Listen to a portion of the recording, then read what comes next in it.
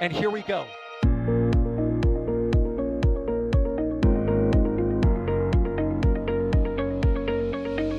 have liftoff. Propulsion continues to be nominal. R68 chamber pressure looks good. Rolling up. Roger, roll, Atlantis.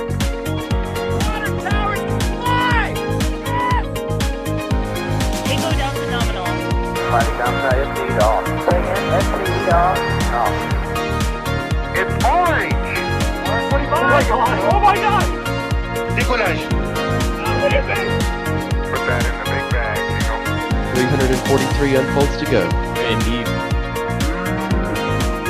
We rise together, back to the moon and beyond. There's nothing to be exciting and clear, correct? Yikes. You good? Sure. We don't need any more of these.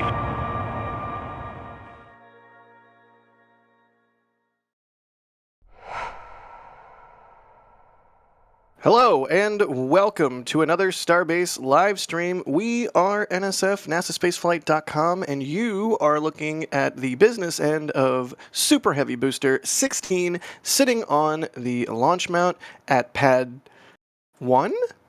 And you can see that vent there on the side of the OLM. That means that SpaceX is chilling down all the propellant lines, getting things ready to load propellant into this vehicle, and we hope do a static fire today. I'm Jack Beyer for NSF, and as always, I'm joined by our ever-competent cohort of co-hosts, starting off with Alejandro Alcantarilla Romero. Alex, how are you doing? Hey, you tried. Look at that. I'm doing something which is essentially thinking about what you just said. But I'm doing fine. Yeah.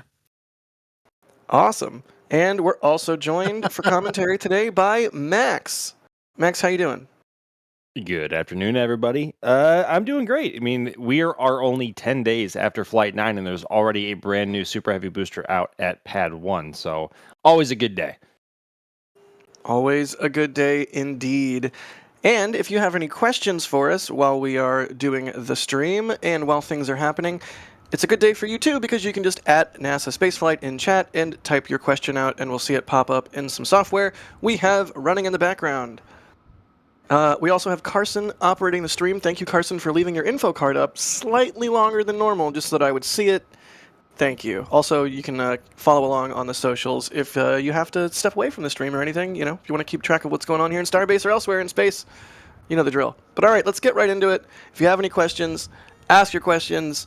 But let's sort of recap, I guess, what the heck happened yesterday. And I mean with Booster 16, to be clear. Alex, no static fire yesterday, so they're trying again, huh? Yeah, that was very well needed. Yeah. So yesterday they went into propeller load. They went almost to the end of that propeller load, or at least it seemed like even already was completed that propeller load on Booster 16, and then depress. We did not see any tests yesterday, so we may have just been like a few minutes off from a static fire test, but they canceled that at, again, pretty much last minute or two of the count, if not even less than that, potentially at the T-minus 40-second mark. And yeah, we're here now trying to see if they do it again, man, because it's like, something must have had a bad day yesterday, I guess. And so they were probably fixing some of that stuff, and now we're here, attempt number 2. Yeah, must have been. Okay, so speaking of fixing stuff, I have to fix something. There's somebody else on today's stream. Somebody named D Wise, who I did not mention yet. D, I'm sorry. It's all good. It is a great day to be out here in the field for a booster static fire. You're literally sitting right next to me. I don't know how I forgot you. It's fine. We've got bunch of views. I'm looking forward to seeing this thing static fire today. Hopefully. Yeah, and this is, by the way, a view from D's camera. And we are right now at the Rocket Ranch Outpost. So just wanted to shout them out and thank them for accommodating us for today's and yesterday's static fire. All right, we already have some support coming in.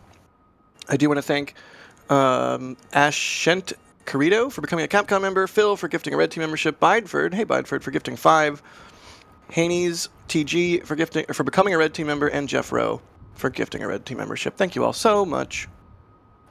So the OLM's active, or the OLM vent is active. We are watching chill down. Alex, about how long does this process take? It takes a little bit. Depends on some of the conditions, of course, because they are literally chilling down right now, those pipes, and so sometimes it takes a little bit longer, a few more minutes, a little bit less, and everything.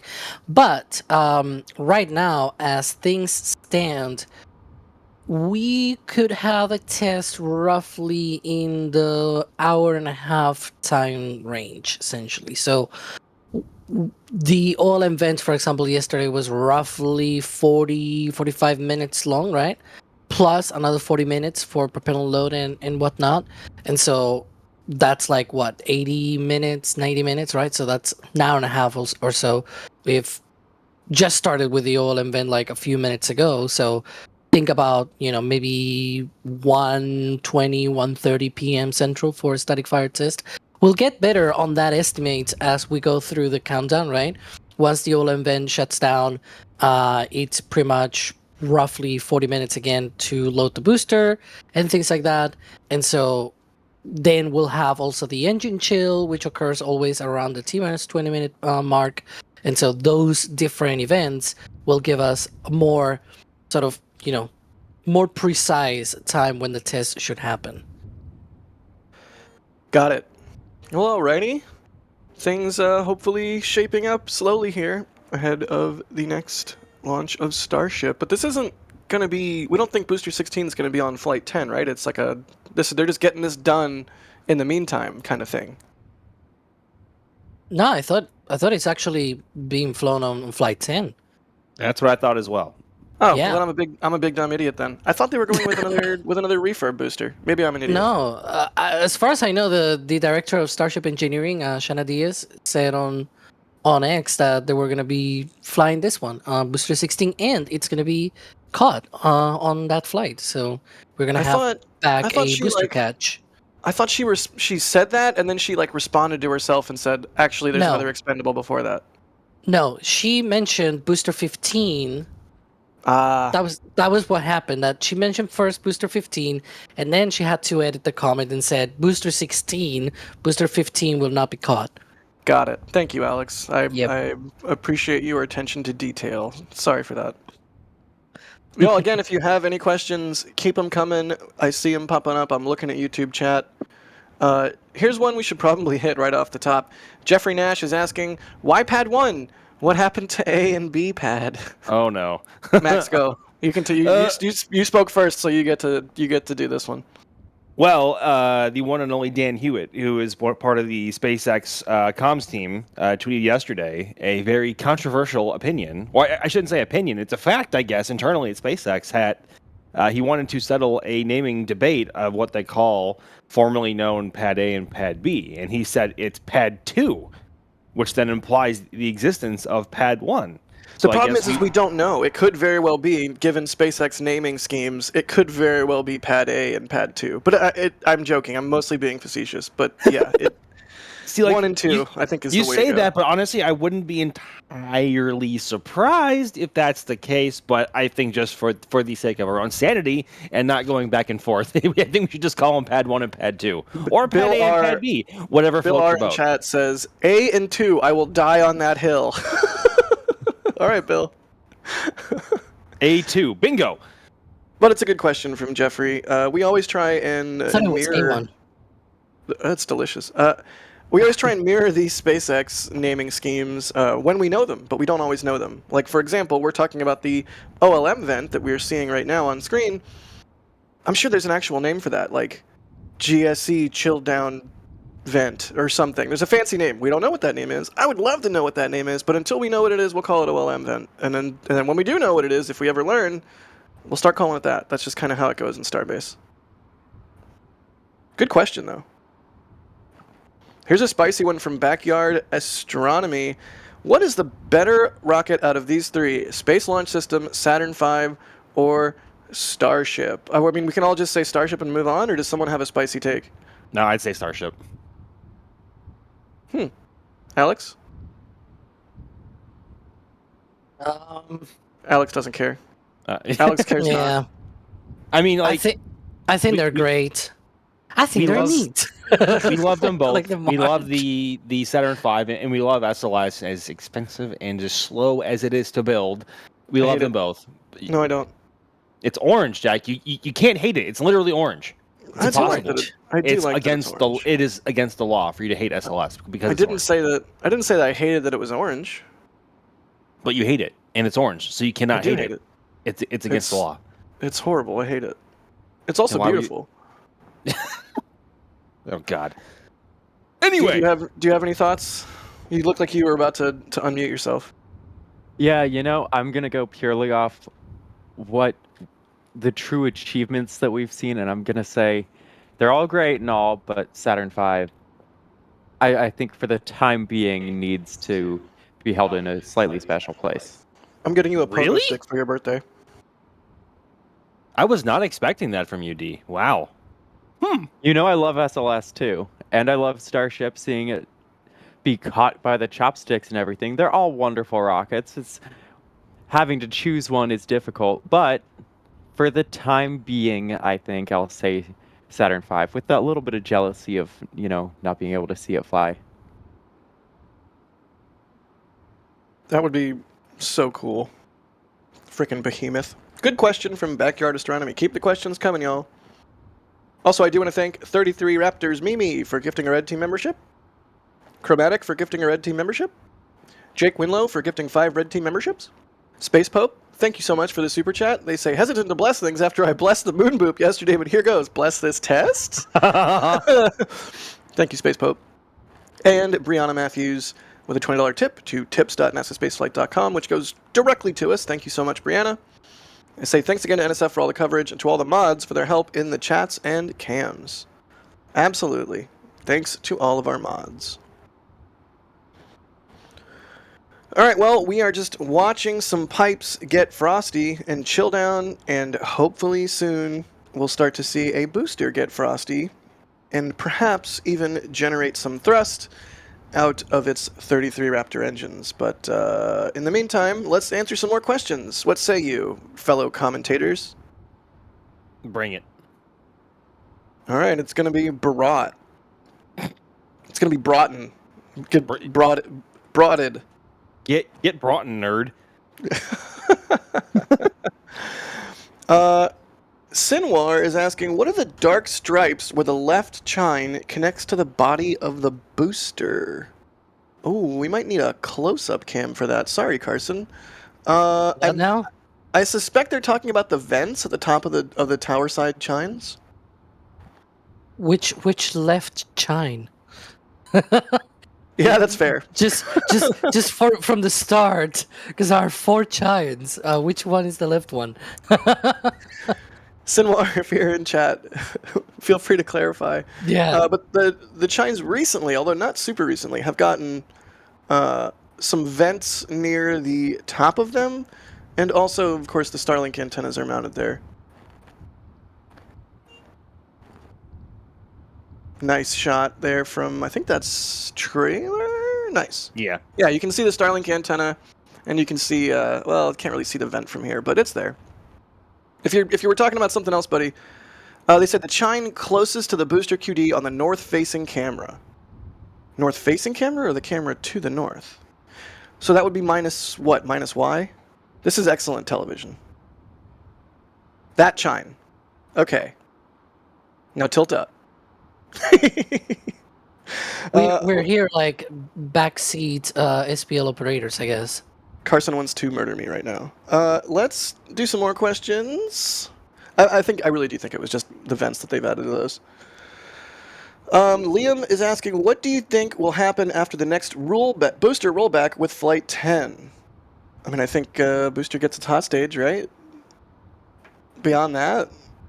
Don't they also install FTS on booster now in Mega Bay 1 as well, or do they save that for, Yeah. for the pad?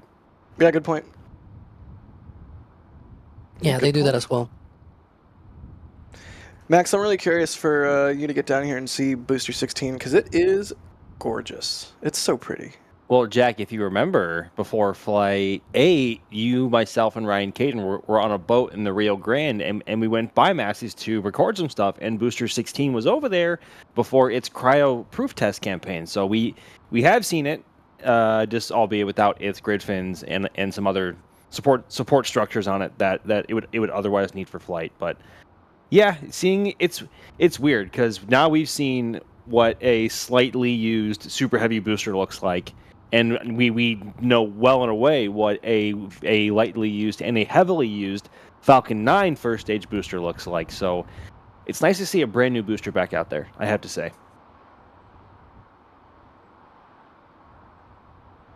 Jack talking while muted. You see the smudges? I wonder if that question was asking about the smudges there on the in between the chines. It's probably just a reflection from the chopsticks of the tower. It could be. Tough to tell from this angle, though. I think this is from, if I'm not mistaken, this is from Dune, or is this from South? We're asking about stripes or something? The little, like two little smudges on the first chine segment, down from the top, between the two chines, not actually on the chine. That must be from like welding and things like that. That was my other guess. Yeah, it was just a little scorchy from welding. Yeah. Good stuff. Continuing to wait and see for some more activity here. Hopefully we get a Frosty Booster soon, but that's not going to happen until the OLM vent stops, and as you can see, it's still active. So let's answer some more questions. Bob Smith added Space Pope and NASASpaceflight and said, "Oh, my hat." I have no idea why they did that. It's a great clip, I have to say. Yeah. Oh, my hat! Jinx, you both owe me a code.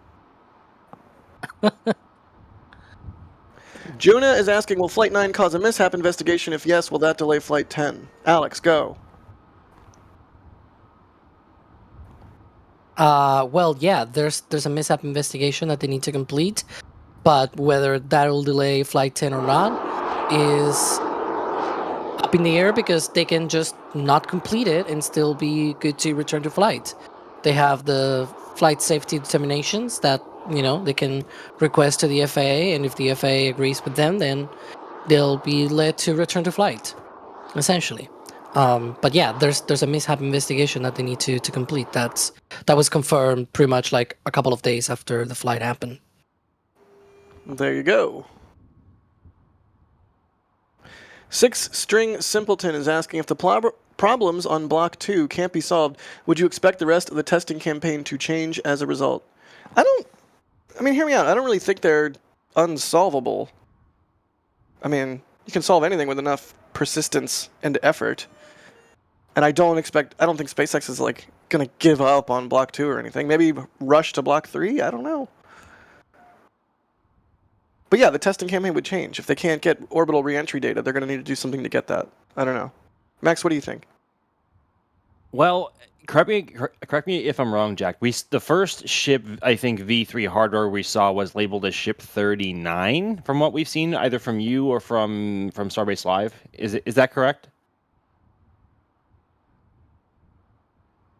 Sorry, say that again? Didn't you or somebody in Starbase spot, I think, the first ship V3 hardware labeled as Ship 39? No. I don't think so. That doesn't ring a bell. I think I saw that somewhere. I can't remember where I saw it. There was 39s aft, visible inside the Star Factory, and there's also Ship 39.1.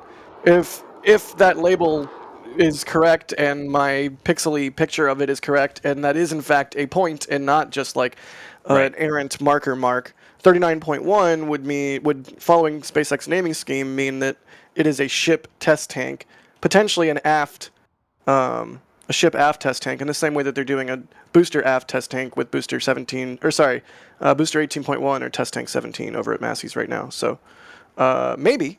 Maybe 39 is the first V3. Who knows? But I think just to answer the question, it's worth, obviously, the change in design from V1 or Block 1 ship to V2 or Block 2 ship is drastic, mostly with the transfer tubes down from the methane tank down to the 3 RVAC engines on ships. So, I mean, it took them 4 or 5 flights to really nail down the flight path and getting ship reliably down to a soft splashdown with the V1 version of ship. And of course, obviously, at this point, we have all very well seen at this point that V2 has not been giving SpaceX the easiest of times. But that is why Starship is still heavily in its prototype stage, and there's a reason why it hasn't been opted to fly any serious cargo yet, at least to this point, is because they want to fly it as often as possible, booster and ship alike, with however many design changes they have coming, to make sure that they understand how the vehicle behaves in every flight condition possible. So we'll have to wait and see how Flight 10 does. I mean, obviously, at this point, I think they are beyond the point of when they wanted to try for a ship catch, but nothing goes according to plan, especially for a rocket of this scale and magnitude. So I'm not quite sure, but honestly, I would, if there was ever a company or an engineer base in the world that could solve the issues that the V2 version of ship is having right now, it's SpaceX. Wholeheartedly agree. Alex, we have a bit of breaking news, do we not? 2 breaking news, I guess. The OLM vent has stopped. Hey! So we are now into propellant load, hopefully. The only problem is I don't see the supposed activity that the tank farm should have by now. If they're doing... especially from the methane side coolers, maybe it's because of the view or the weather conditions. There's some venting on the methane subcoolers. There we can see, thank you, Carson. There we can see a lot of venting from the liquid oxygen subcoolers, the ones to the left. And then sort of in the middle where the OLM is, but in the foreground, that's where the subcoolers are located for the methane side of the tank farm. There's some venting. It's just not as active as I would have hoped. So we'll see in a few minutes. If we get a frosty booster, then that's good, a good sign. If not, we may be talking about another thing, right? But for now, the OLM vent has stopped, and that usually means, perhaps, that they're already into liquid oxygen load on the booster, but we'll see. Interesting. Yeah, maybe it's just weather conditions for today. It is extremely windy, I will say that. Yeah. Is it hot there right now, Jack? It's just take a also look. extremely hot. Okay. Thankfully, the mosquitoes have not been turbo bad yet. I think the heat and the wind are kind of suppressing them, but if we get a couple days of rain, it's going to be game over in Starbase. Yeah. It's going to be bee-suit season again. That's how it is right now in Florida. We are well into the weather patterns for summer now. Whee!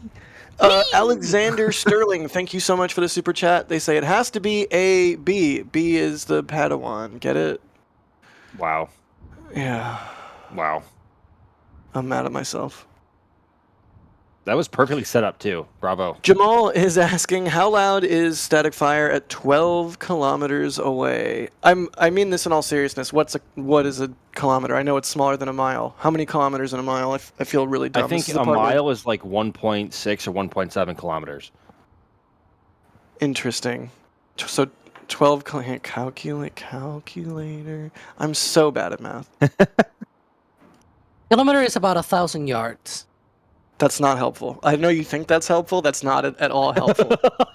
Oh yeah, you guys. A kilometer is always think also about 1,000 meters, 12. Alex. So like 20 Yeah, I know. miles? The yard and the meter are very close in length. Anyways. No, I did the math wrong. I give up. I'm not doing this on stream. It's loud. The thing is the furthest away I've seen a booster static fire is about 5 miles. Chad is saying about 7.5. So, yeah, I'd say it's fairly loud from that distance. I think that would be about the same distance as the top of the Margaritaville Hotel. which I haven't been on the top of for a launch, but D, I know you have, and Max, I know you have. D, how loud is it from the top of the Marg? It's really loud up there.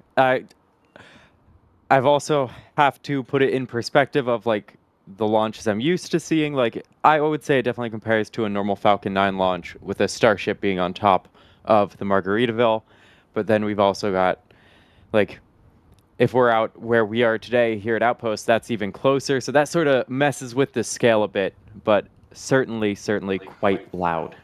Right. Remember how I said I'm bad at math? But I do know that sound diminishes. It's like, what is it, the square root law? Like as every amount of distance you go away, the sound diminishes exponentially. Hey, look, there's Jack, we have Frost! Frost! Thanks for saying the thing, Max. I was about to say the thing. You're welcome. But no, that's good. That means they are loading liquid oxygen into the booster. That is the liquid oxygen tank that we're looking at right now. That's the base of the LOX tank. The upper tank is methane, lower tank LOX. And so, Alex, my immediate question to you becomes, give us some timeline projections. I will say perhaps around 1:10, 1:15 p.m. We'll see when we get to the engine chill. Again, it takes about 40 minutes or so to load the booster. One of the differences with a launch day loading of the booster is that for a static fire, they still load the liquid oxygen tank almost completely, but that methane tank that you see on the right, which is already getting frosty, will only get maybe a couple of rings, 3 rings at maximum. So it's not going to get fully loaded, whereas the liquid oxygen tank, the one on the left, will. So that'll go. Actually, eventually, if we were to have this like 40 minutes from now, on the right, you will see that frost level on the tank on the left reaching the camera view on the right, because that's also the top of the liquid oxygen tank as well. Right, we're looking at the bottom of the LOX tank on the left and the common dome area of the booster on the right. That's the bottom of the methane tank, top of the LOX tank. So, like Alex is saying, long enough time, if we kept this exact view, it would be like a progress bar. You'd see it go up on the left and then go up on the right, and then, yeah. And then we'd see fire out of the booster. Yay. But this is good. This is good. This means they are loading both propellants. So, you know, we're not I shouldn't even say this out loud. I'm going to jinx this. We're not going to be treated to any kind of like spin prime or anything. Hopefully we actually get a real static fire, given that they're loading both propellants. But I probably just jinxed it. I'm sorry. It's always staggering just how quickly the frost line rises on both tanks, and how quickly they were able to pump propellant into a booster or a ship. You can watch it in real time. It's awesome. Yeah, at the risk of using ham-fisted, imprecise language, it's stupid. It is. It's just stupid how fast they can load this thing. When you consider it takes them, what, Alex, like 45, 48 minutes, somewhere in there, to load a Falcon 9? Or 38, somewhere in there, right? Yeah, the booster gets loaded quite quickly, yeah. Around that time. To load a super heavy booster and that much more propellant, hundreds of tons of propellant, in such a short period of time is truly mind-boggling. And it's only going to get faster with Pad B, because holy cow, upgrades to the tank farms aplenty. Here's one, Lost in Block, asking, when SpaceX does static fires, do they fill it 100% with fuel or something around 25%? I'll throw that one to Alex. For Starship, right? For Super Heavy, yeah. So as I said before, they fill it with a little bit of the methane, right? We're gonna get just a few rings of frost on that tank, on the top tank of the booster, whereas the liquid oxygen will be completely loaded to sort of weigh down the booster, because otherwise things will get just very nasty on those hold-on clamps. Put it that way. Yeah. I don't even know, like, I feel like hold down clamp almost isn't even the right word. They're just clamps. Something like that. Look at the frost go, though. You're not kidding, Max. You can really just watch it in real time. You really can. And it will only get faster with the V3 booster over at Pad B. Or sorry, Pad 2, excuse me. Pad 2. Yeah, that's going to take some adjustment. It will. It's a tough habit to break at this point. It's padding in Pad B. I don't know about that. Anyway, we got a Frosty booster. It's full of nice cryogenic propellants. D, are you chilling? I'm chilling. I thought I was going to get a groan for sure. I was caught off guard by you coming to me so quickly. I just gave you the straightforward answer rather than being angry with your pun. All right, I know how to catch you off guard now. Excellent. Holy cannoli Patrol just gifted 50 Red Team memberships. Patrol, I don't even recall having seen your name previously. If you have been active, I apologize for even saying that, but holy cow, coming out of the woodwork with 50 gifted Red Team memberships. If your name in chat just turned green, you just got access to a whole bunch of sweet perks, courtesy of Patrol. Thank you so much, Patrol. We cannot do what we do without the membership program and everybody that supports us in whatever ways they choose, whether that's monetarily or not. But seriously, thank you. That's an outstanding amount of support. Alex, I believed before the Frostline extravaganza we had some other breaking news.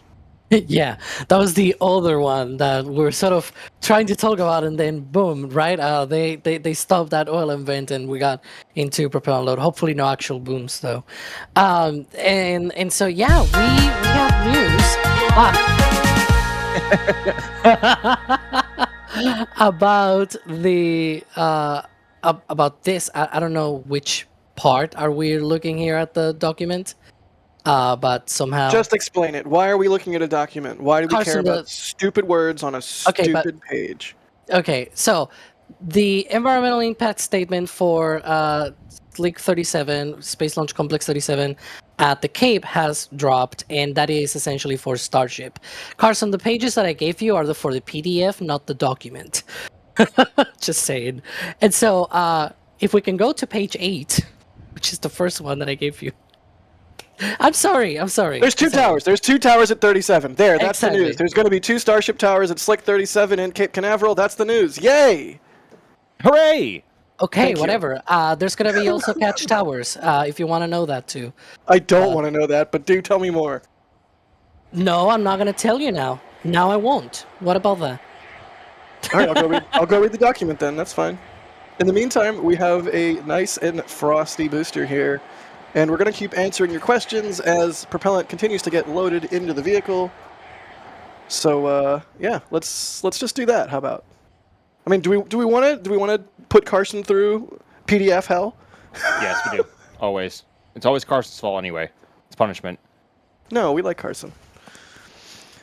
But yeah, that's interesting. There's going to be so many different Starship pads when this system is up and running, and they'll need it obviously for refilling and for Mars and for the Moon and for everything with Starship. But holy cow! Like Max, as somebody who covers spaceflight out of the Cape so much, the skyline has already changed from the 1 tower. What's it going to be like when there's 3 or more at the Cape?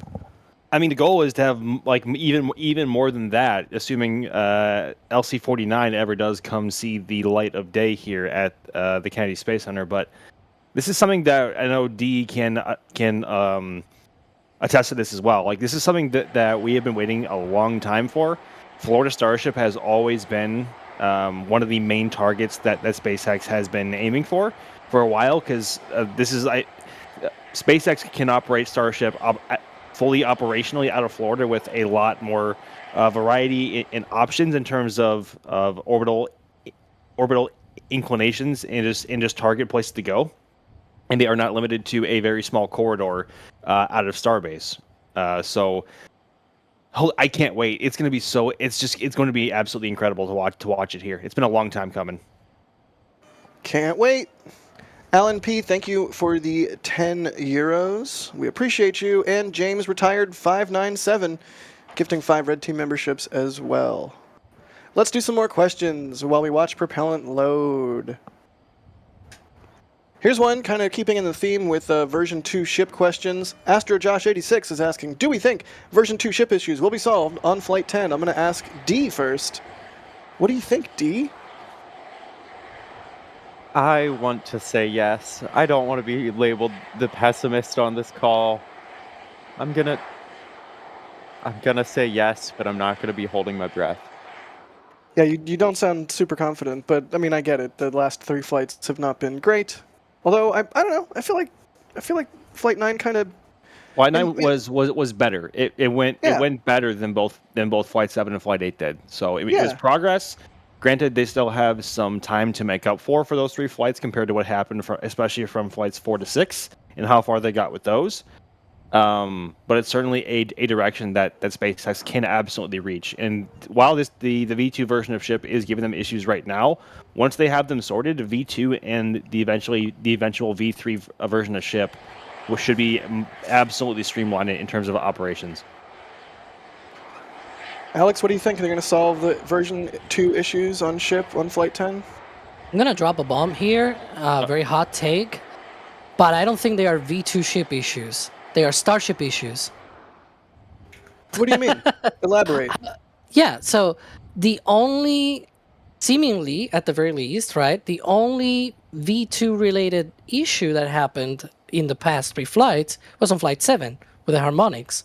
Flight 8, we were told by SpaceX that it was a Raptor issue, Raptor 2, which has flown on ship version 1, on boosters and everything, right? And it was a Raptor issue. Whether it was because it was on version 2 of the ship, they didn't say, but it was a Raptor issue, right? A hardware issue with a Raptor, and that has flown on every other version of the ship and the booster. So it could have happened on version 1 as well, per that statement from SpaceX. And Flight 9, okay, it lost attitude control, and it had a leak and whatever. But if you remember, Block 1 also had the same thing, version 1, whatever you want to call it, on Flight 3 with Ship 28. And the only solution that they put to that was just add more vents, which are already on version 2 anyways. Just one more vent, bro. Just one more vent. Exactly. It won't run this time, I swear, bro. Are they issues of the V2 when the supposed issue, the supposed issue that happened on Ship 28, a version 1 ship, was solved merely by adding more vents and having redundancy on the attitude control system, and still did not work? Like, is it really a V2 ship specific issue, or is it a Starship issue in general? I think it's the latter, but that's the hot take there. Alex, that's actually a really good point. I was going to say that is this solely a Raptor 2 issue, or is this just an issue with Raptor in general? Because we've seen many what we presume fuel leaks with the Raptor 1 on the hop test from SN8 to SN15 as well. And then, granted, we have seen a lot. Raptor 2 has proven to be a much more robust and reliable engine than Raptor 1 has ever been. And hopefully Raptor 3, coming hopefully by the end of this year, will prove to be an even more reliable unit compared to Raptor 2. And Raptor, you could be very, very well on the money here, Alex, and that this could be solely a Raptor 2 issue and not necessarily an issue with the V2 ship design as a whole. The only way to really confirm that is to fly V3, the V3 Raptor, or Raptor 3, I should say. But they can only fly that on the next generation booster at least. They could probably do some kind of retrofit with like a V2.5 version of ship, or just going right to V3 version of ship. But they at least need the next generation booster. Go ahead, Alex. Yeah, I want to clarify one thing, because people are thinking that I'm saying that Flight 9 was the same as Flight 3. I said the outcome was the same, as in, the ship also lost attitude control. When Flight 3 happened and it lost attitude control, it was because, some of the roll vent, the vents that are used for roll for roll control on the ship were blocked by ice, which, funny enough, it was because of the whole thing of putting, the Raptor 2 oxygen pre-burner exhaust as the ullage gas for the liquid oxygen tank. But anyways, that was solved by just putting more vents, right? Now we learned right at the moment, because that was Dan saying in the stream by SpaceX, that they had a leak on the propulsion, on the propellant systems, right? And that's what caused the loss of attitude control. You lose your pressure and your propellant in general, and you lose your attitude control because they only use vents. If that was the solution, that they still kept for version 2. Is it a version 2 dedicated issue, or is it that they should have probably have used another version of whatever propulsion to be able to have added to control? Hence my sort of, hot take, if you will, right? I don't think is so much as V2 specific issue, but is more of a, Starship in general issue. Hopefully Block 3 may have, the long promised hot gas thrusters and whatnot. But I'm not gonna hold my breath for that. And sure enough, I mean, even the Raptor 2s, so they've stopped Raptor 2 production at this point, and they are onto Raptor 3. But even the last Raptor 2 made, especially compared to like even the first or even the first batch, were surely not even the same engine based on what SpaceX had to tweak and fine tune to make sure that the engine was more reliable. So who's to say that the actual Raptor 2s flown on those previous flights were not the same, or they had to make some small tweaks to make them work more efficiently with the V2 version of ship. We don't know. There's no way to what? We have engine chill. Look at that. Oh, we do. On the Over left-hand where side of your it screen. says, Starship Starbase Texas on the ticker below.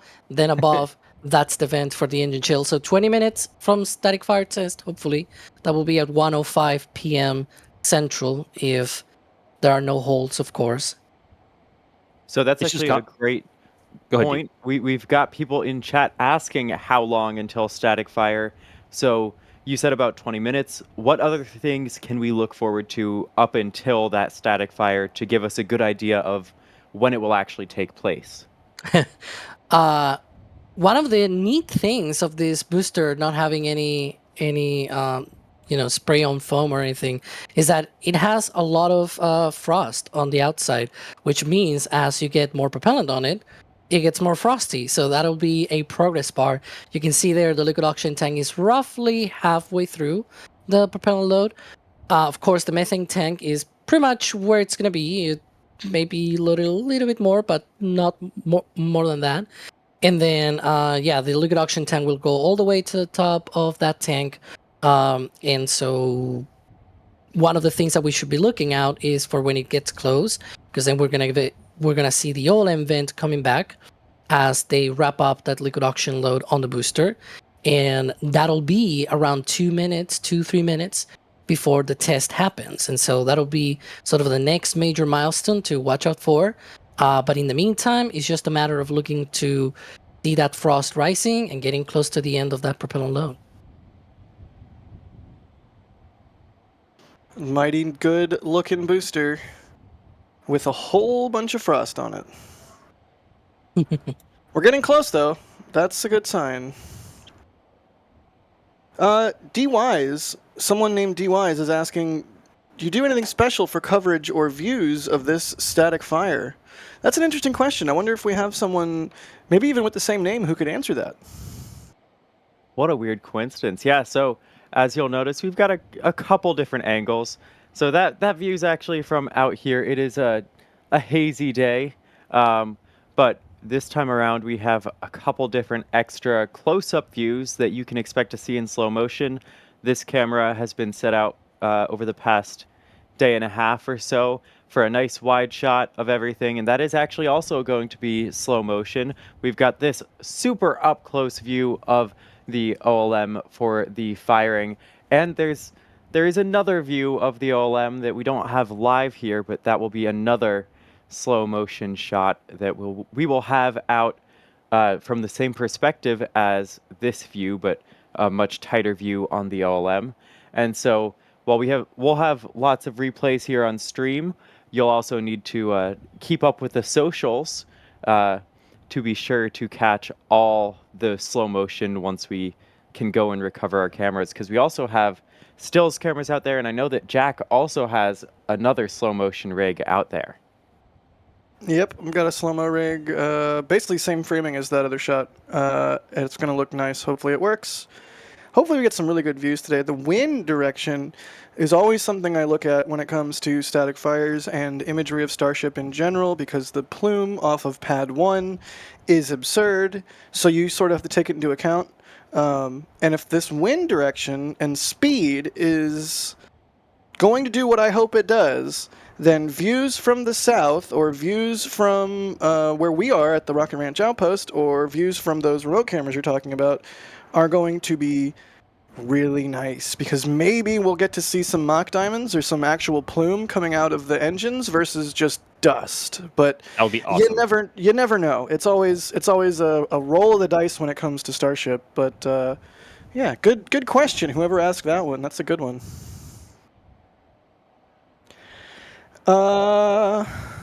This one's for Max. AstroJosh86 is saying, is the Dragon flying on Axiom 6 flying on its maiden flight? I think there's a slight correction to that question. It's Axiom 4, the one that is coming up next week. Did I say 6? I'm losing my mind. So yes, the Dragon that has been selected to fly the Axiom 4 mission, which is currently targeting next Tuesday, is the brand new Dragon that we have heard so much about over in recent months and maybe the last year and a half or so.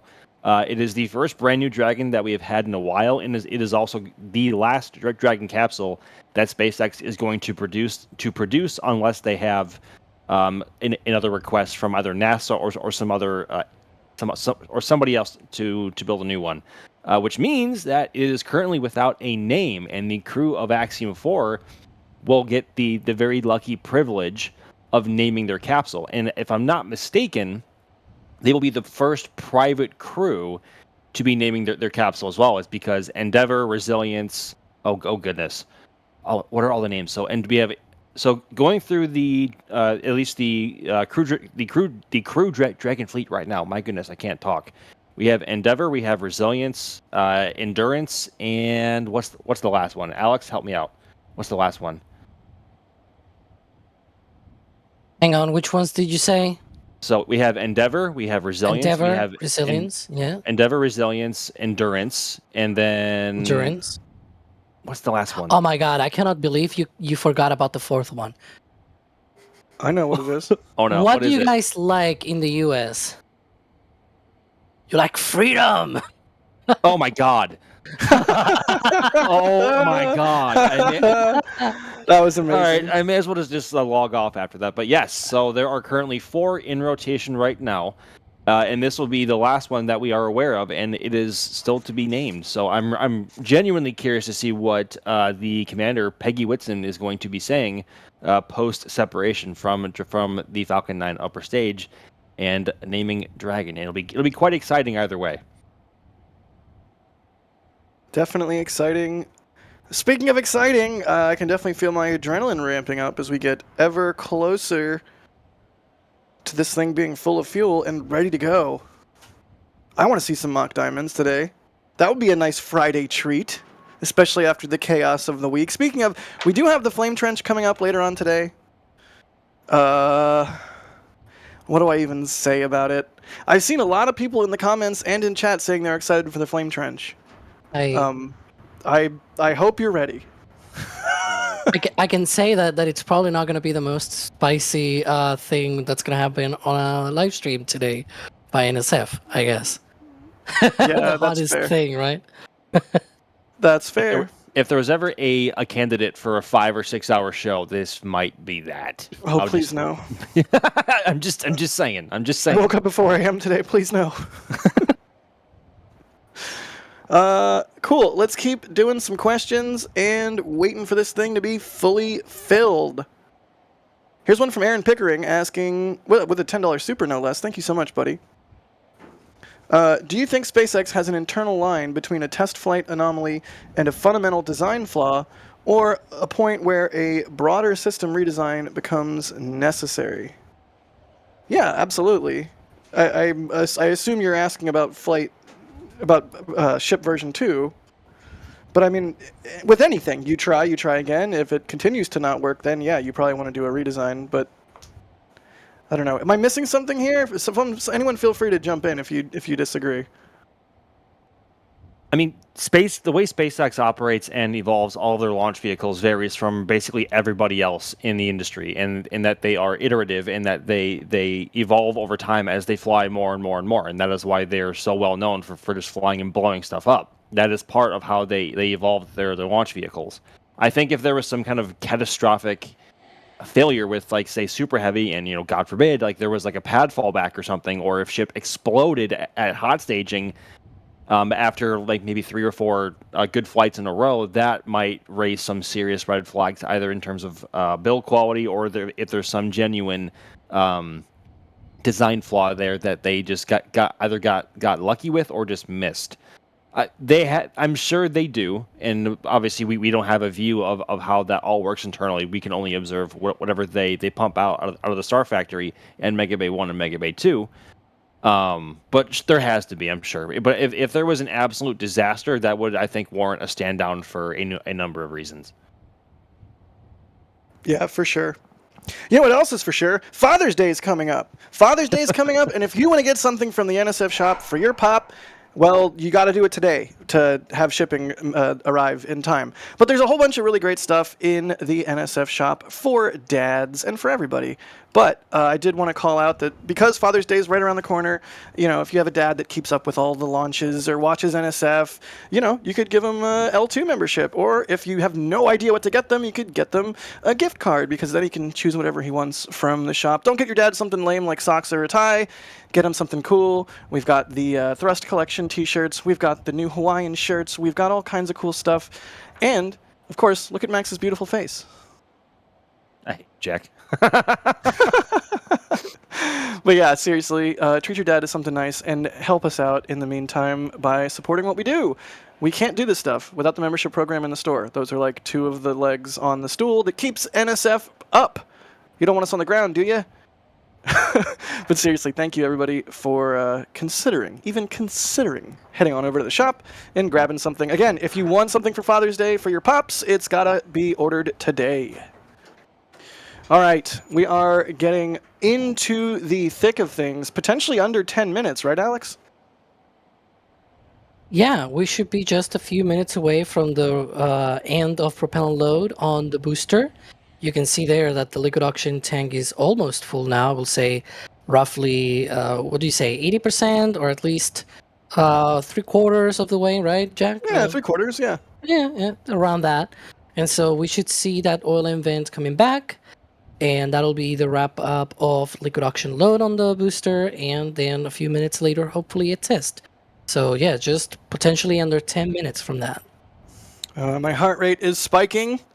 This is the exciting time. My 118 beats per minute, and I'm just sitting here. I might die soon. Cool. Well, this is awesome. We all want to see this booster get static fired so we can be one step closer to the next flight of Starship, and hopefully one step closer to SpaceX gathering that all-important re-entry data that they have not been able to get so far with the version 2 ship. Although I do wonder if they got any from Flight 9. Like, anything good? Maybe. Yeah, Jack, they probably got some good stuff, even though it burned up. Yeah, I agree. Thanks. I just want to hear you talk to yourself. It's fine. Yeah. KSP and So Much Less is asking, what could they learn from this static fire?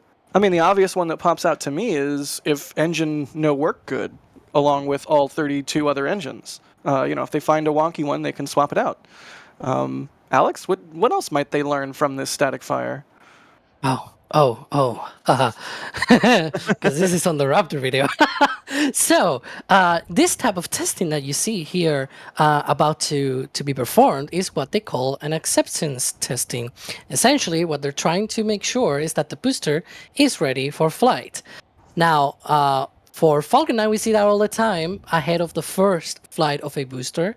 Perhaps in the future, they'll do with Super Heavy the same way that they're doing now with Falcon 9, where after the first flight, they no longer do that because the acceptance test was the previous flight, essentially, right? They already know it works.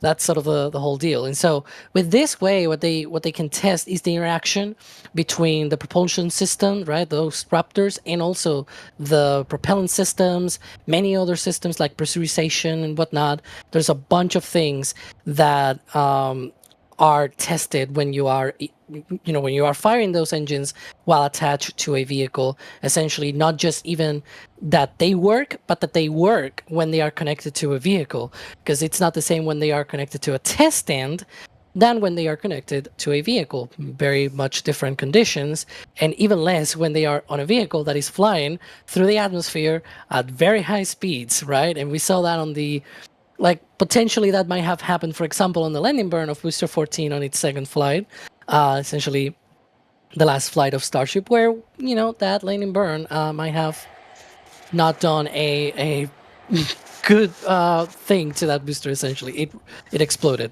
But yeah, we'll see. But that's essentially what they sort of do with these testing. They try to test that compatibility between Raptors and booster. Makes sense. Good answer. And good question. Holy cow. Mats, Mike Alpha Tango Sierra gifting 50 Red Team memberships. Thank you so much, Mats. Again, we can't do this stuff without the members, without everyone coming out supporting us. So thank you, thank you, thank you. 50. Holy cow. Thank you. He comes out and does it all the time, too. Michael J. Burton becoming a Capcom member. Black Country Bound Backcountry becoming a Capcom member. Again, at Capcom level and above, you get Discord access. Also, Brian Lone becoming a Capcom member as well. Pop into the Discord and say, hey, we have the Flame Trench coming up later on today.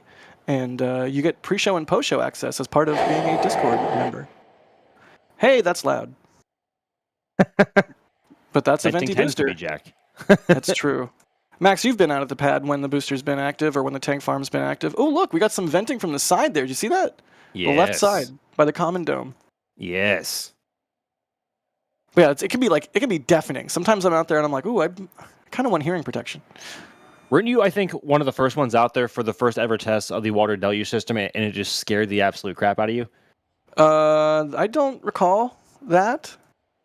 I think it was either that or it was just like super loud and caught a whole bunch of people off guard. Maybe I'm wrong. That sounds right. Okay.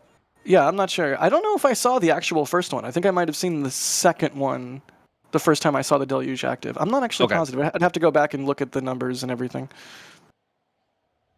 Speaking of looking at the numbers, Alex, where do you think we're at, buddy? And is there anything we can look out for to know that maybe prop loading has stopped? Yeah, we should be very, very close to that. You can see that the frost has pretty much reached near the top of the liquid oxygen tank. We should be getting to that liquid oxygen load wrapping up in just a few minutes. Potentially under 5 minutes, that should be when we have that test. So we'll stay very, just very focused on that OLM vent coming back and trying to see that that propellant load has wrapped up. Another thing as well that might happen is that the methane subcoolers will start to get more quiet. The tank farm in general will get a lot quieter as well. Once propellant load wraps up, its job is done essentially at that point. And so a lot of the venting and stuff that we see from the tank farm will end and it'll get a lot quieter. There it is. And speaking of which, there it is. Speak of the devil, and he shall appear. Yep. All right, so that means, as we've been talking about, prop loading is complete, and we are very close to a T0 for whatever test is going to be done today. This is very, very exciting. Minutes away. Just minutes away.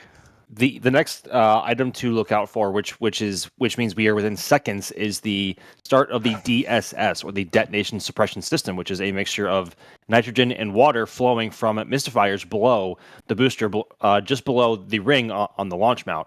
That means we are within probably 10 to 15 seconds of a static fire before the actual water deluge system kicks up. So we are getting really close here.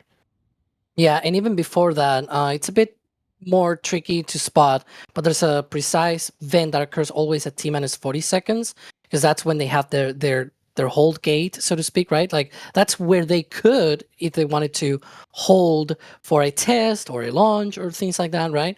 And there's a particular vent on the side of the OLM that's sort of depressurizing a bunch of the systems, but it also prepares a bunch of the other systems for pressurization for starting up the Raptor engines, right? Because the launch mount sort of does that thing where it sort of injects high pressure gas for the Raptors to ignite. And so those are the things that could even give us an earlier clue, because that will be sort of 40 seconds to a test. That's one of the things, though, that takes a bit more practice. And yeah, it's a bit tricky. Oh, I think that was it. We saw. I just saw one of the vents on the side of the OLM. Let's see if the detonation suppression system starts. There we go. Look at that. There we go. DSS.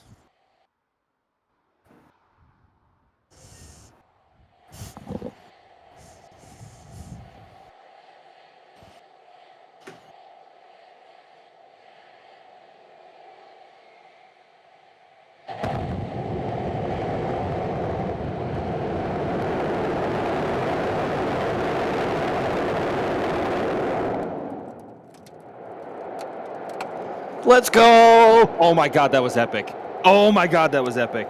D, that shot was amazing. Dude, it was amazing. I can't wait to see your slow-mo, whoever slow-mo was over there. Holy crap. Mine fired. I think Dean's fired as well. I think I can see mock diamonds in mine. I cannot wait till the pad opens and I can recover that camera. But in the meantime, we have a bunch of replays coming down the pipe. Hey, look, the wind did that thing I was hoping it would do. Hooray! Whee! Chad, how did you like that? That was a nice one. And you look at the giant dust plume. Yeah. Solid. Solid test. Absolutely gorgeous. Now we wait for a tweet from SpaceX sometime in the next few hours, few days, saying good test on the booster, and hopefully with some sick footage of their own from like Meltycam or what have you. But wow. Again, we're working on replays. We will have replays for y'all here shortly. Whoo-wee. Sorry, That I'm a looked little bit good. at a loss for words. That looked great. That looked awesome. That looked about full duration. And mind you, this is only 10 days after the launch mount supported the launch of Flight 9. So they haven't really gone into any major repairs in terms of whatever may have been needed. But this is a rapid turnaround cadence for the launch mount. I think the quickest ever. I think the only one that ever came close was in between Flight 5 and Flight 6.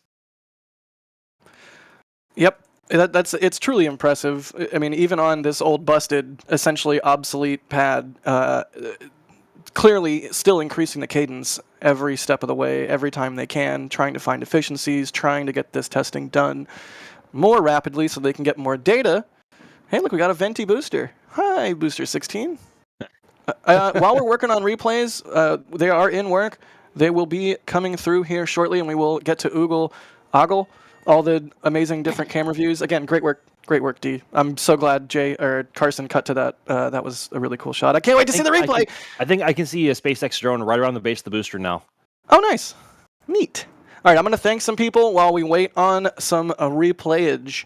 In the meantime, Doug Ramsey, thanks for gifting 5 Red Team memberships. Thomas Lewis, they say, having a bad day today. Someone say a space joke. Oh, crap, I don't know any good space jokes. Hey, I was, it's funny you say that. I was just over at a restaurant that you should probably try over on the moon. It's brand new. The food was awesome, but there was just no atmosphere. Max, how's a moon rock different from an Earth rock? How? One's a little meteor. Wow. Sheriff Tracy, I almost said Tariff Tracy. That doesn't make sense. Sheriff Tracy, thank you for gifting 10 Red Team memberships. A Dank, thank you for upgrading to Capcom membership. Again, you get pre-show and post-show access for the Flame Trench, which is coming up later on today. So pop in and say hey. The Discord rules. Also, Jonathan grabbing a bunch of stuff from the store. Flight 7 patch, Flight 9 patch, Flight 8 patch, and Flight 6 patch. They say, woo, NSF, keep up the great views. Buddy, with that kind of support, you know we will. And, I mean it when I say that we can't do this stuff without the member program or without the store. Suffice to say, the vagaries of the YouTube algorithm aren't always the best. So you guys choosing to vote with your dollars and support what we do literally means that we can keep doing this. So thank you. We couldn't without you. Replays. Replays are coming in hot, y'all. Stay tuned, because they're gonna be spicy. Speaking Joe of Doran. spicy, What's spicy, Alex? I got a question. Well, I mean, run through support, but I have a question for you too. We'll go to that later. Sorry. No, we're good on support. I was gonna start running questions. Oh, okay. Well, do you think any of these Raptors are flight proven? Ooh. Non-zero They have chance. plenty. Not they have there, plenty there's a to choose non-zero from. chance. They have Yeah, they right? have tried it before on a brand new booster, Yeah. i.e. booster 15. So I wouldn't rule it out. Yeah, that's a good Nice. question, Alex. I think it's a fair bet. Like if I was going to bet one way or the other, I'd probably bet that there are flight-proven Raptors on there. But I don't know. That's a really Yeah, good question. just because it's a new booster, it doesn't mean it cannot reuse Raptors, right? Like we saw that with Booster 14 on its first flight, it carried reused Raptor. So who knows? And there's plenty to choose from. Yeah, no kidding. I hope we get a little info blurb from SpaceX. You know, some color on exactly what they did with this test. Because sometimes that's the sort of thing they'll tweet, right? Is they'll say, "Oh, including X number of flight-proven Raptor engines on this test," or something like that. That'd be really interesting to know. Joe Doran's asking, do you think the exclusion zone will be expanded once Starship flights begin out of Kennedy Space Center? I don't think they'll start flying out of Kennedy Space Center until they have a pretty good lock on not worrying about it blowing up in bad places. Well, SpaceX has said themselves that they want to have their first flight out of KSC by the end of this year. I think the jury is still out as to whether or not that will actually happen because they still have to finish the tower systems on board the chopsticks, and also, not to mention, dig out the flame trench and get the brand new launch mount being built over at Hangar X moved over and hooked up and made sure that it runs well. But I think the main goal or the main purpose of flying Starship, at least at this point, from Florida is to only do it when Starship achieves a level of reliability in that SpaceX is reasonably confident that they will not have some sort of disaster befall any of the pads, especially at Pad A, where that is their main launch pad for sending astronauts up into space, whether it be to the ISS or wherever else they want to go in low Earth orbit. So, just a pad fallback or any sort of other disaster happening over at Pad A would surely take out the entire pad, because the amount of potential energy when Starship is fully loaded, both with the booster and ship, is huge. Indeed. Oh man, it's gonna be wild to see a Starship lifting off from 39A. Dude, it's gonna be so good. I cannot wait. I fall over my own face every single time I try talking about it. Every single time. What, Alex? It's gonna be so cool. I was gonna say that there's also a benefit, if you will, from launching from Florida, which is when you launch east, there's plenty of ocean. Whereas from Starbase, you need to, go through that needle of Cuba and Florida, and then you still have some of the islands in the Caribbean and everything. Like you still have some places where if your ship, for example, suddenly starts breaking up, right? There's debris coming down on people. Whereas from Florida, at the very least, unless you fly over Bermuda, I guess, which is still very far downrange, still, you have plenty of ocean. Like, I feel like we're past already some of the concerns, knock on wood, about a potential path fallback and whatnot that we sort of had at the very beginning of the Starship program, right? Now it seems like things are a little bit better in that realm. Like, again, knock on wood, right? But so far, that will be the only other concern for a launch from 39A in terms of, the safety of the infrastructure and everything. Other than that, after that, if it fails, it'll fail over open ocean, right? And much more open Right. than any of the profiles that you run from Starbase, which is why I think, for Florida, another thing that I was going to say before, when we were going to be throwing to the PDF of the Slick 37 document, was that they will be approved if everything is completed and everything with the environmental stuff. They will be approved for 76 launches from just that pad. And then from 39A, they requested 44 launches per year. We're talking per year basis, right? Whereas at Starbase, it is 25. So, yeah, it's a lot more launches from Florida. You don't have a lot of the constraints. One of the main benefits of Interesting. flying from Florida is that then opens up the possibility of Starship flying to a southern launch, a southern polar launch corridor. And I promise. Really, dude? No, Really? no.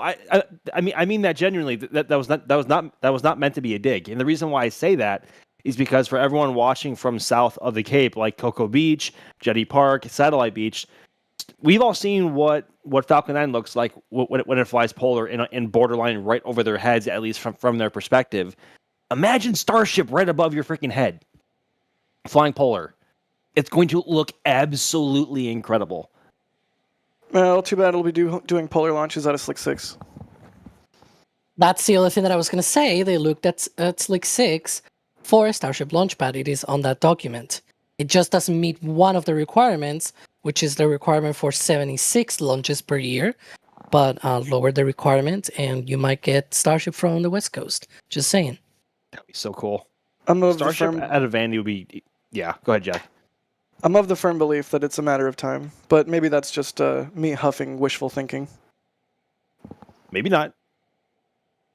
Maybe not. New Glenny, good name. Asking, is Booster 17 going to fly or get scrapped? I kind of expect it to fly. Why would we expect it to get scrapped? Just because it's the last Block 1 booster? Or 2, or whatever? Oh god, the naming.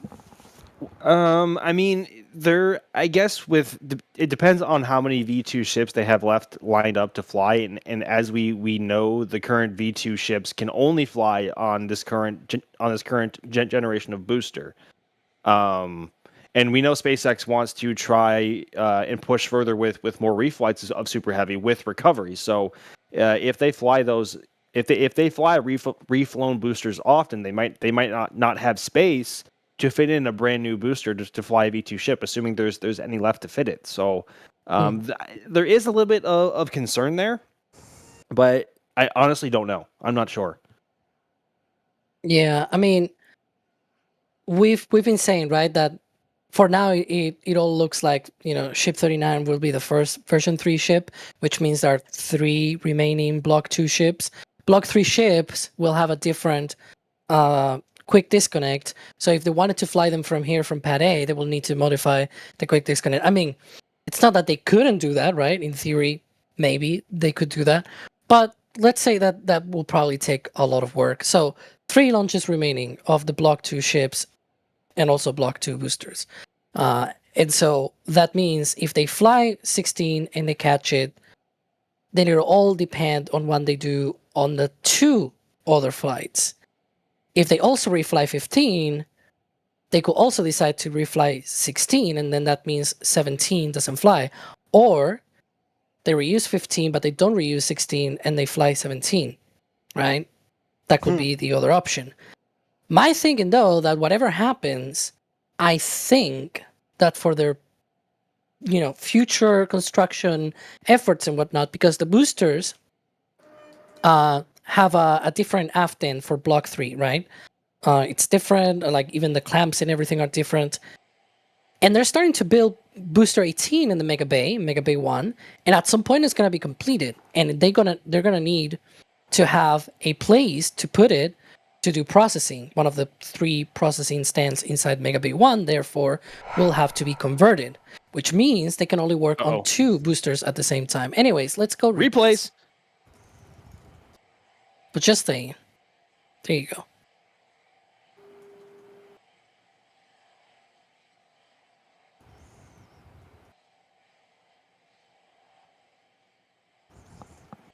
Wow, look at that. That's a dusty booster. It's a dusty meatball. Ooh, look at the shockwaves. Yes, I love the shockwaves. Is it me, or do the dust clouds look more white than usual? Like from more water vapor or something? Could be. There Like was like this cleaner, right? there was like a random rainstorm this morning for like, seriously, like 5 minutes. But it poured. I don't even know. I was at Rocket Ranch at the time. So I don't even know if it made it all the way down to the beach, but holy moly. Maybe the little bit of rain we got, or, I don't know. Maybe it's just placebo. Maybe it's Maybelline. Jesus. Hey, D chuckled. You couldn't hear it, but D chuckled. This is Beach 2 from one of our North Beach camera sites. Remember how every time we do, we thank people for the support and everything, I say we can't do this stuff without y'all? We have actual property that we've purchased over the years around Starbase. If you didn't know that, that's how we have all of these cameras stationed around. This is from one of our North sites. This is, I think, Beach 2 is what we call this camera. Here is, I believe this is trailer, which was a good time setting up. Look at the shock wave. Oh, that's lovely. Did trailer live? Thank goodness for that berm. The support also pays for the napkins that you use to clean our cameras, right? Hey, I am a professional. I don't use napkins. I only use Roscoe and Pancro, and sometimes my T-shirt. But yeah, I think 'Cause we're I being remember- joined by a very special someone, a Mr. Chris Bergen. Are you I don't know there, about Chris? special. I don't know about special, but yeah, I'm here. Oh, wait. Sorry, Chris. I'm sorry. This is Dee's shot. We're very excited about this shot. Wait, this isn't? Okay. no, I think this is Dune. Yeah. yeah.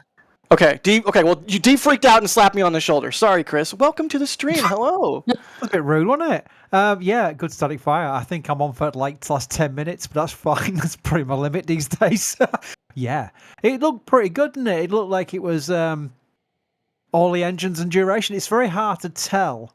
Oh, there we go. That's a good way of telling. Oh my goodness. The slow-mo from D and the slow-mo from myself is going to slap. Oh my god, I'm so excited. It looked the whole time. There's no dust. All right, hi, Chris. I'm professional. Hi. Yeah, slaps. Everything slaps. I'm actually using that in everyday conversation and getting confused looks. I'm going, that slaps. They go, what? Why? What's wrong with it? I'm going, no, that's a good thing. There we go. All right, I'm gonna jump off and start packing up so I can get ready for the flame trench. But I'll leave you in Chris's capable hands. Thank you, everybody. Bye. Yeah, bye, Jack. Thanks, Jack. So yes, we're watching replays and probably be ending this stream in about 10 minutes' time. But let's go through these video screens we've got, because that one was really good. Was that the best one? I assume that was the best one. D has a slow-mo close-up. There's another one. Wow. Okay, because I thought that was the one we were getting all excited about, but apparently we've got another one as well. There's a lot. There's a lot of cameras. Go, Jack. are you going or not? Bye bye. My word.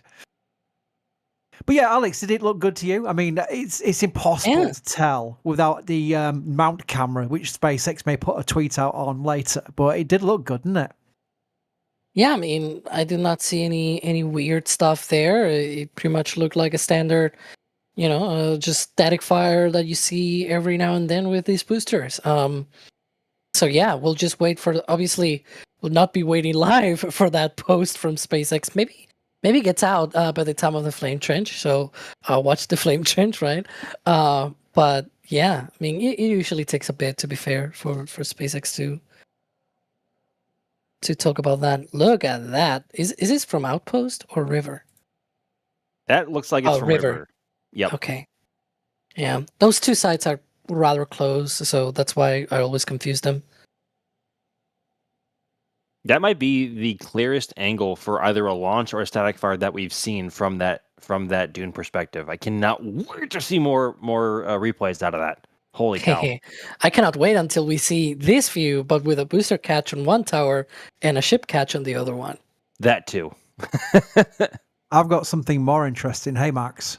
What's that? So, LC-37, 2 pads, 39, 1 pad, potential LC-49, 6 pads. You're going to be a bit busy with Starship, aren't you? There's certainly worse problems to have there, Mr. Bergen, am I right? Indeed, yeah. I mean, this is what we needed. I mean, we saw the presentation, the Mars presentation by Elon just recently, and they were talking about cadence, talking about the amount of launches they need to send to Mars. Mars is not the only thing they're doing. They've got Starlink launches, they've got commercial launches, they've got everything else. This is just for the Mars missions. They need hundreds of launches. And they're going to send them all out. Battlestar Galactica. I liked how I used Battlestar Galactica as the analogy, by the way, because I did understand that one, because you do see the fleet leaving Caprica, escaping the Cylons, for anyone who's not watched it. Basically, that would be like it. It'd be lots of starships leaving at the same time. and you can't get them all up there without a number of launch pads. So we're getting there now. We're starting to see the plans. We're starting to see how they're building up the infrastructure they need, because the vehicle, I've got every confidence, will get faster and faster in turnaround and reusability. But there is a limiting factor, and that is your amount of launch pads. So seeing 2 more come to the fold in this presentation is very encouraging. I'm wondering, Max, though, so Alex has got thoughts. I'm wondering, though, Max, because obviously you're there all the time. What's the view like for 37? Will we see the towers rise out of the ground from the press site? I'm trying to get my bearings. So from the press site, you can really only see 39A, 39B, 41, and 40. If you want to see any other pads from the press site, you need to get like well above the ground, like on top of the VAB, or even just a bit higher than what we have access to from the hut over there as well, which is where all of our robots are at the press site. The press site is not going to be the best place to look at those pads. If anything, those pads are easily visible from anywhere on public property, like right along Highway 528, which goes right in between Cocoa Beach and Merritt Island and the Florida mainland. But also, Cars Park has a fantastic view out over the river out that way to see 41, 40, 37 going down to 36 as well for New Glen. So it's best visible, in my opinion, from Cars Park, if you want to talk about that perspective, but also with what's it called? Oh goodness gracious! There was a viewing spot that the public used to be able to get tickets to from the visitor complex and get a great view from for Slick 40 and Slick 41 launches. It's right next to LC 39A. The gantry. The gantry. That's what. Yeah. Yes, the gantry. It has been under construction, or I guess revamping for some time now. Should be reopening soon. But that perspective, I believe, also has a decent view of 37 as well. So, assuming we have tickets and the ability to have that perspective, we may be able to get some views over there. But as well, that will make flyovers that much more interesting. You know what? I was waiting for you to finish off your local area and roadmap, and then I was going to mention, but we do also have flyovers, so that'll be something. We'll keep a very close eye on it. Again, this is exciting. I'm going to go back and mention shuttle straight away, because I mentioned shuttle. Well, hang on a minute. We're going to replay. This is my view. Hang on. Here we go. So this cam I set up out in the dunes. Specifically, I have not seen any of this yet.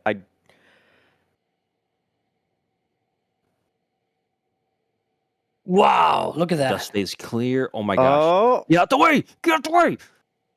It clears up a bit there. Yeah! McDiamonds! I saw All right. McDiamonds! All right.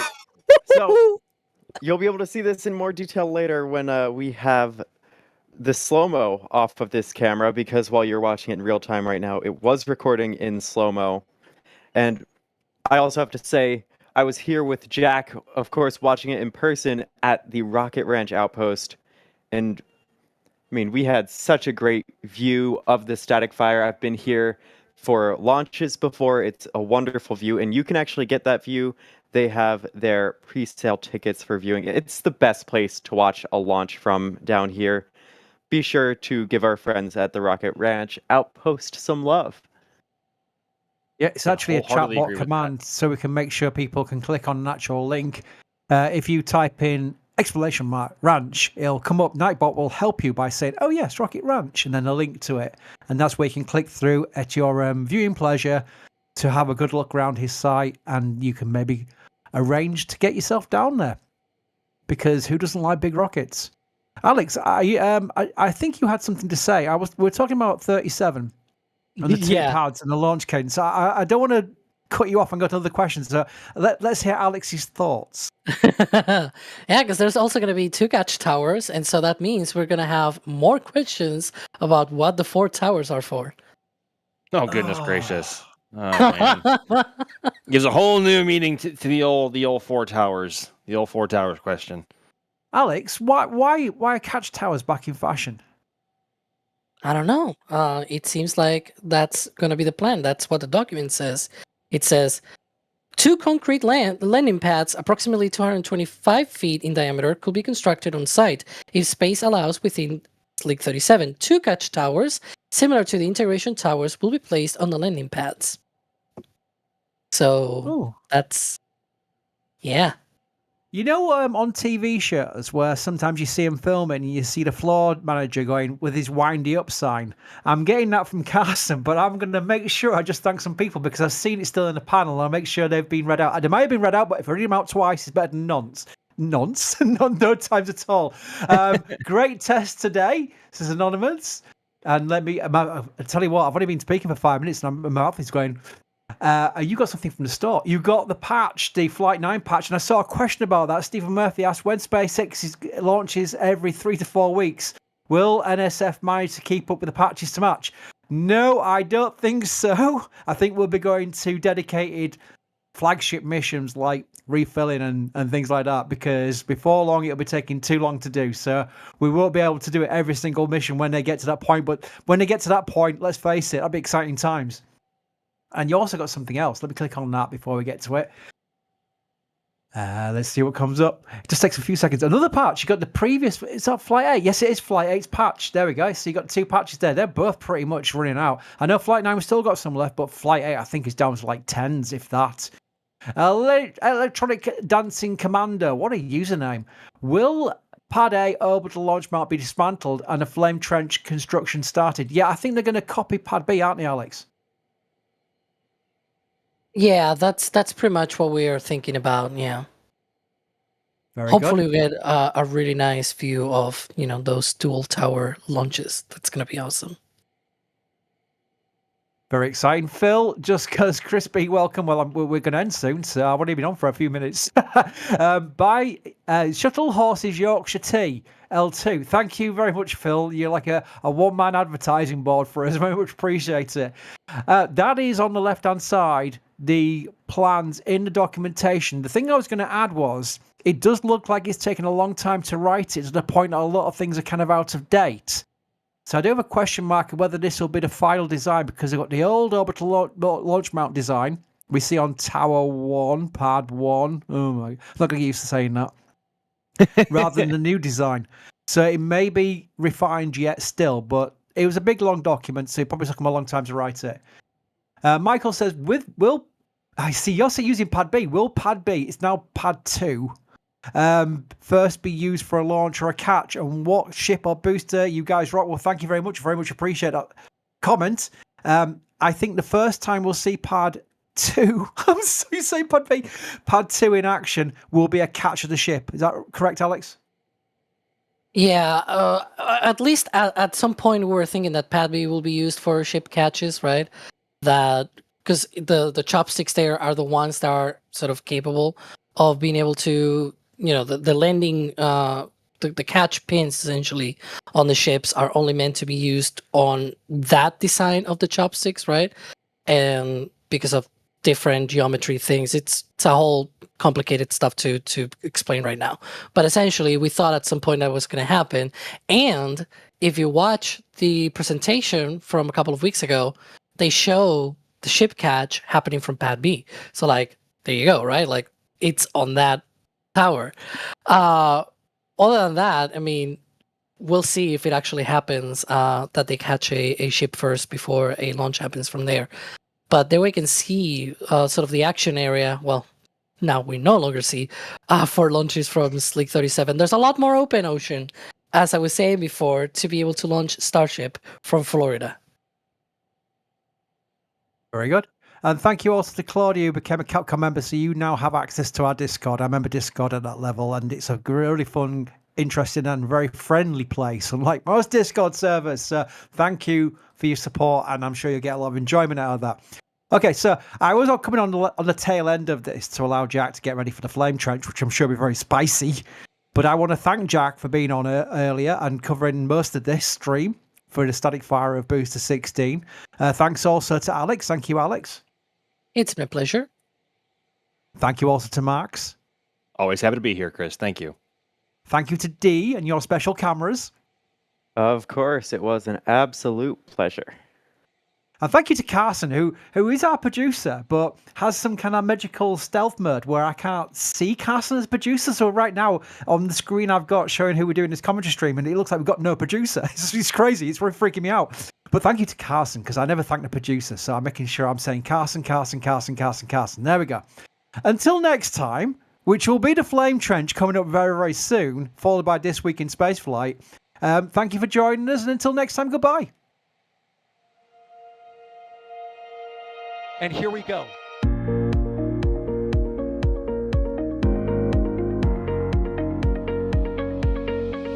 We have liftoff. Propulsion continues to be nominal. R68 chamber pressure looks good. Rolling up. Roger, Atlantis. Water towers fly! Yes! Tango down to nominal. Flight downside FD off. Bring in FD off. Off. It's orange! 145! Oh my god! Oh my god! Decollage. Put that in the big bag, Eagle. 343 unfolds to go. Indeed. We rise together back to the moon and beyond. It's meant to be exciting and clear, correct?